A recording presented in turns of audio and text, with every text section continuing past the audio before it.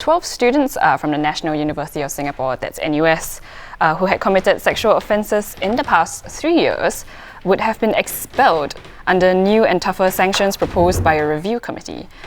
So joining me today to discuss this is education correspondent Amelia and journalist Jolene. Hello to you both.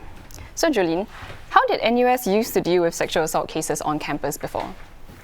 So Amelia and I previously did a story on 25 cases that were brought before the NUS Board of Discipline in the last 3 academic years. And of these 25, none of the students were expelled, even though some of them had committed multiple offences. And most of the cases ended in a 1 to 2 semester suspension. Right. Yeah. So there was one case where the Board of Discipline had initially decided to expel one of the offenders, but he managed to successfully appeal, and in the end he was suspended for 18 months and had to undergo mandatory psychiatric treatment. But that's it? Yeah, that was it. Okay, but with this history in mind, Amelia, what has changed now? What are the recommendations that NUS is now adopting? So there's a whole list of recommendations. They're a lot harsher now. The first thing is that there's immediate expulsion for severe or what they call aggravating cases. So this would include like rape or touching a victim's like private parts. And then there's another category of offences called serious offences, and these are things like voyeurism or indecent exposure or multiple incidents without any mitigating factors, and this would result in a minimum of 1 year suspension. And then there's also other things like a no contact protocol between the victim and the offender, meaning that the victim should not come into contact with the offender, should not take the same classes. They will also have a notation on the offender's academic transcript to make sure that it's there to show the duration of suspension, the reason, and possibly for prospective employers as well.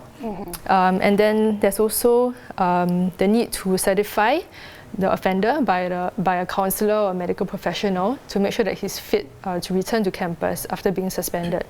So all these things are on top of the existing sanctions that they already have, like being banned from halls or housing premises, the mandatory counselling, rehabilitation, as well as community service. So how did all of this start to happen? Like, what was the process of getting all these new guidelines to be accepted, and like, were students involved in this at all? So the review committee was convened at the end of April. This was after the NUS had held a town hall for some of its students. And so on Monday, the committee shared that it had consulted global practices around universities around the world, and it also held a few engagement and feedback sessions with the students. They also conducted this online survey with the students, and the results of that survey are slated to be shared sometime soon. Okay. So some students that I spoke to that attended the engagement session said that some of them were open to student college representatives, and there were others that were open to students in general.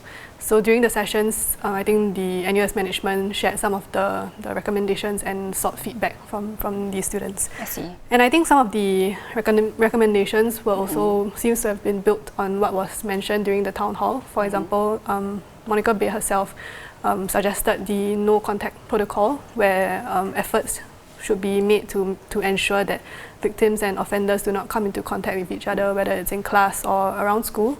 So yeah, I think students' views were definitely taken into consideration. Right. But NUS, with this case in particular, has received a lot of criticism for not exacting, adequate punishments to offenders. So do you think these stiffer penalties were made sort of in response to these? So yes, there was a lot of public opinion about this case, and in particular, NUS had received criticism about this 2 strikes and you're out policy, meaning the offender would be given. Many people saw it as giving the offender 2 chances and some leeway to commit some sexual offence before being penalised or being expelled. And actually, no one was expelled. So, and some people also felt that just because they're students who committed an offence on campus doesn't mean that they should be taken any less seriously. So it was a chance for NUS to relook all its sexual misconduct policies, to see where it was lacking in victim support and come up with tougher sanctions. And so the immediate expulsion, I think it directly addresses all these concerns, that it's even a punishment option now. And it has also drawn up a new sanctions framework, so quite clearly listing which what are serious offences? Yeah, which offences will lead to which penalties, and how many times if you do this, you may get a certain penalty.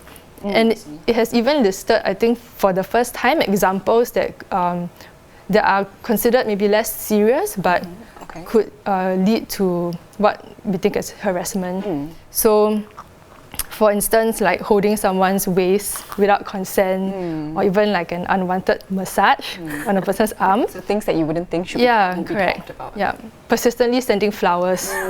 Some people think that's flirting, but there's a fine line between like flirting and then stalking. Correct. Yeah. So, I mean, these examples.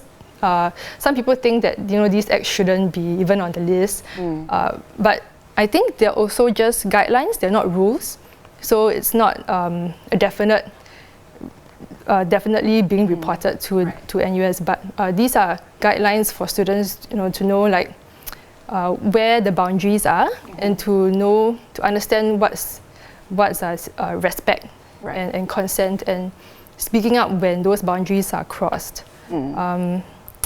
Yeah, and I guess different people also have different standards, tolerance levels, but in general, as NUS as an educational institution should also be raising awareness of what is respect and consent, and understanding where people feel comfortable and when a person should stop when one feels uncomfortable. Yeah, I think the key word here is consent, right? No matter what the act may be, it's important to make sure that mutual parties, you have mutual consent and everyone's agreeing. So thanks Amelia, thanks Jolene for coming on the show and clarifying these new rules for us. And those were our top stories of the day. So once again, I'm Kimberly Jiao. Thank you for watching The Big Story, and we'll see you tomorrow.